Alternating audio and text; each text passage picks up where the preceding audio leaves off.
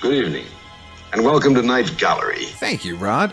And I want to welcome everyone to Midnight Viewing, where once a month we talk all about your follow-up to The Twilight Zone, Rod Serling's Night Gallery. They say it's Rod Serling's Night Gallery, and it isn't really Rod Serling's Night Gallery, it's somebody else's. Oh, we know. We talk about it a lot. Your curators at Midnight Viewing are the projection booth's Mike White. What can happen to human beings when trust is wiped out by suspicion? And CultureCast's Chris Stashew. Small boy encased in a crystal ball. And I'm Father Malone. The kind of thing that usually infests nightmares. Join us monthly at Midnight Viewing, the Night Gallery podcast at weirdingwaymedia.com. Doesn't remotely belong to me. I have no proprietary interest in that at all. Weirding Way Media.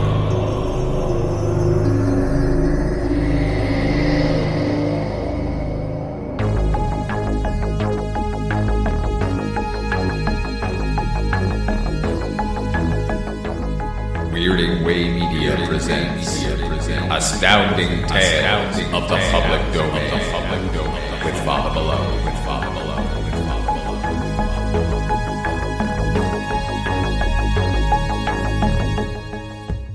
A Bad Day for Sales by Fritz Leiber. The big bright doors of the office building parted with a pneumatic whoosh, and Roby glided onto Times Square. The crowd had been watching the 50-foot-tall girl on the clothing billboard get dressed, or reading the latest news about the hot truce scrawl itself in yard-high script, hurried to look. Roby was still a novelty. Roby was fun. For a little while yet, he could steal the show. But the attention did not make Roby proud. He had no more emotions than the pink plastic giantess who dressed and undressed endlessly whether there was a crowd or the street was empty, and who never once blinked her blue mechanical eyes. But she merely drew business, while Roby went after it.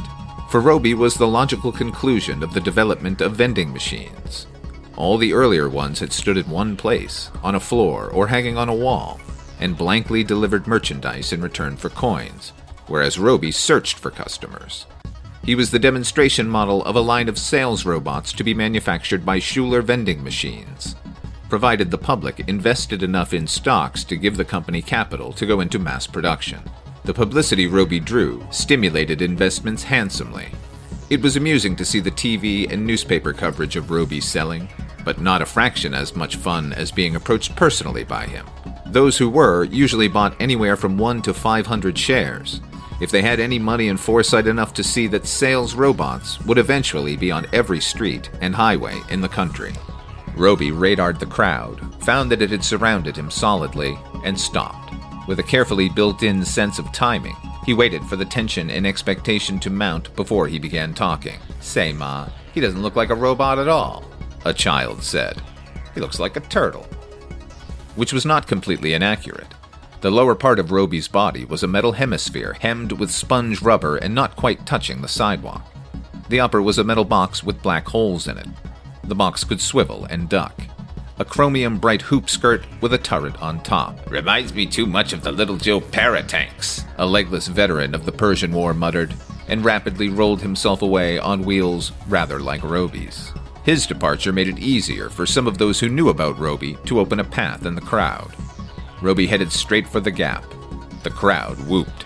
Roby glided very slowly down the path, deftly jogging aside whenever he got too close to ankles in Skylon or Sockasins. The rubber buffer on his hoop skirt was merely an added safeguard. The boy who had called Roby a turtle jumped in the middle of the path and stood his ground, grinning foxily. Roby stopped 2 feet short of him. The turret ducked. The crowd got quiet. "Hello, youngster," Roby said in a voice that was smooth as that of a TV star, and was, in fact, a recording of one. The boy stopped smiling. "Hello," he whispered. "How old are you?" Roby asked. 8. "That's nice," Roby observed. A metal arm shot down from his neck, stopped just short of the boy. The boy jerked back. "For you," Roby said. The boy gingerly took the red polylop from the neatly fashioned blunt metal claws and began to unwrap it. "Nothing to say?" asked Roby. Thank you." After a suitable pause, Roby continued. "And how about a nice refreshing drink of Poppy Pop to go with your polylop?" The boy lifted his eyes, but didn't stop licking the candy. Roby waggled his claws slightly. Just give me a quarter and within 5 seconds. A little girl wriggled out of the forest of legs. "Give me a pollylop too, Roby," she demanded. "Rita, come back here," a woman in the third rank of the crowd called angrily. Roby scanned the newcomer gravely. His reference silhouettes were not good enough to let him distinguish the sex of children, so he merely repeated, "Hello, youngster." "Rita, give me a pollylop," disregarding both remarks, for a good salesman is single-minded and does not waste bait.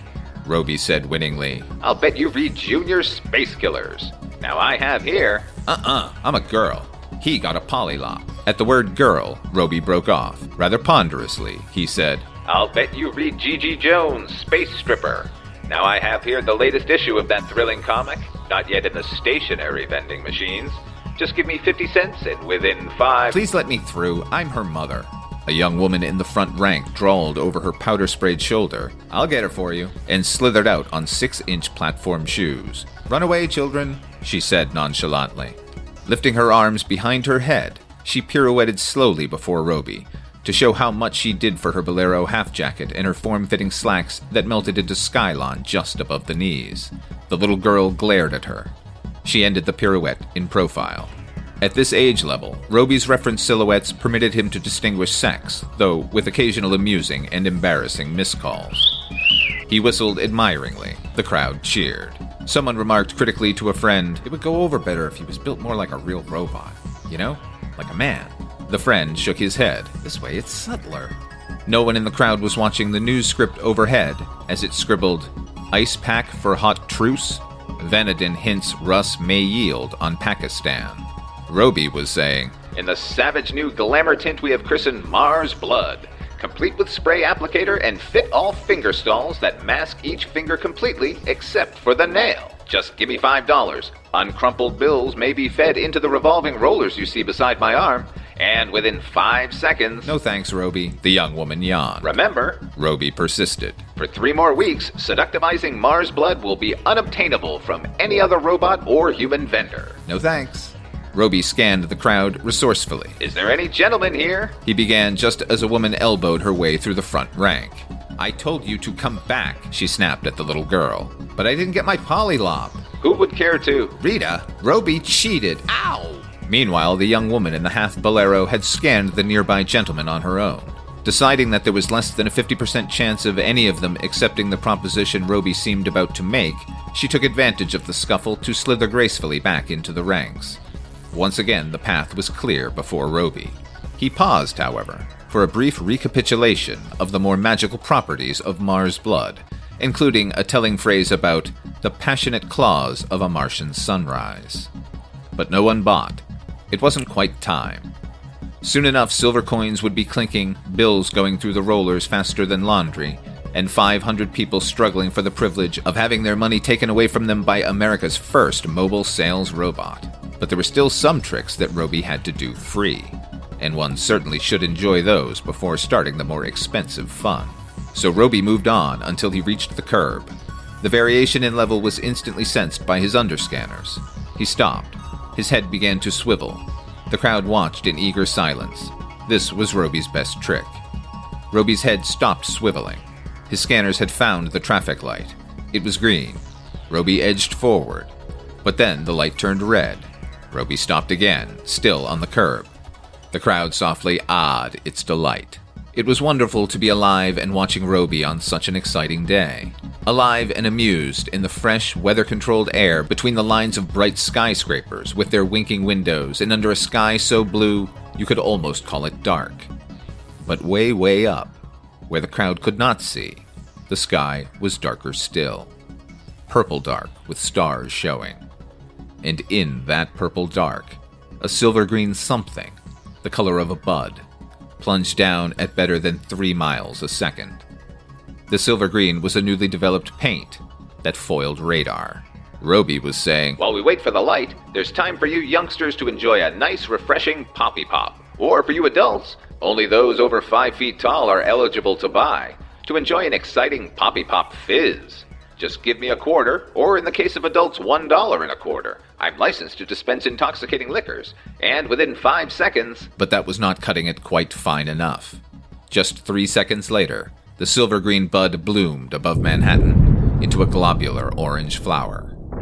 The skyscrapers grew brighter and brighter still, the brightness of the inside of the sun.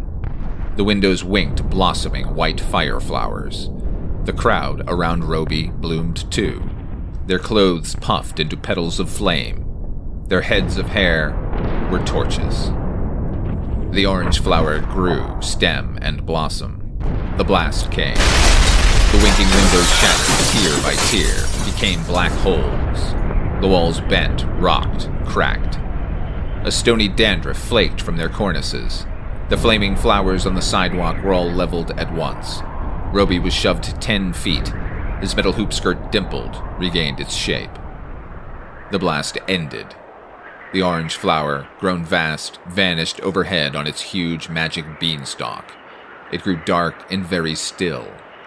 The cornice dandruff pattered down. A few small fragments rebounded from the metal hoop skirt. Roby made some small, uncertain movements, as if feeling for broken bones. He was hunting for the traffic light, but it no longer shone either red or green. He slowly scanned a full circle. There was nothing anywhere to interest his reference silhouettes, yet whenever he tried to move, his underscanners warned him of low obstructions. It was very puzzling. The silence was disturbed by moans and a cracking sound, as faint at first as the scampering of distant rats. A seared man, his charred clothes fuming where the blast had blown out the fire, rose from the curb. Roby scanned him. "Good day, sir," Roby said. "Would you care for a smoke? A truly cool smoke? Now I have here a yet unmarketed brand." But the customer had run away screaming, and Roby never ran after customers, though he could follow them at a medium brisk roll. He worked his way along the curb where the man had sprawled, carefully keeping his distance from the low obstructions, some of which writhed now and then, forcing him to jog. Shortly, he reached a fire hydrant. He scanned it. His electronic vision, though it still worked, had been somewhat blurred by the blast. "Hello, youngster," Roby said. Then, after a long pause, "Cat got your tongue? Well, I have a little present for you. A nice, lovely pollylop. Take it, youngster. he said after another pause. It's for you. Don't be afraid." His attention was distracted by other customers who began to rise up oddly here and there, twisting forms that confused his reference silhouettes and would not stay to be scanned properly. One cried, "Water," but no quarter clinked in Roby's claws when he caught the word and suggested, How about a nice, refreshing drink of Poppy Pop? the rat crackling of the flames had become a jungle muttering. The blind windows began to wink fire again. A little girl marched, stepping neatly over arms and legs she did not look at. A white dress and the once taller bodies around her had been shielded from the brilliance and the blast. Her eyes were fixed on Roby. In them was the same imperious confidence, though none of the delight with which she had watched him earlier. "Help me, Roby," she said. "I want my mother." Hello, youngster. What would you like? Comics? Candy? "Where is she, Roby? Take me to her." Balloons? Would you like to watch me blow up a balloon? The little girl began to cry. The sound triggered off another of Roby's novelty circuits, a service feature that had brought in a lot of favorable publicity. Is something wrong? Are you in trouble? Are you lost? "Yes, Roby. Take me to my mother," Stay right here, Roby said reassuringly. and don't be frightened. I will call a policeman. He whistled shrilly, twice. Time passed. Roby whistled again. The windows flared and roared. The little girl begged, "Take me away, Roby," and jumped onto a little step in his hoop skirt. Give me a dime. The little girl found one in her pocket and put it in his cloths. Your weight is 54 and 1/2 pounds. "Have you seen my daughter? Have you seen her?" A woman was crying somewhere. "I left her watching that thing while I stepped inside. Rita! Roby helped me." The little girl began babbling at her. "He knew I was lost. He even called the police, but they didn't come. He waved me too.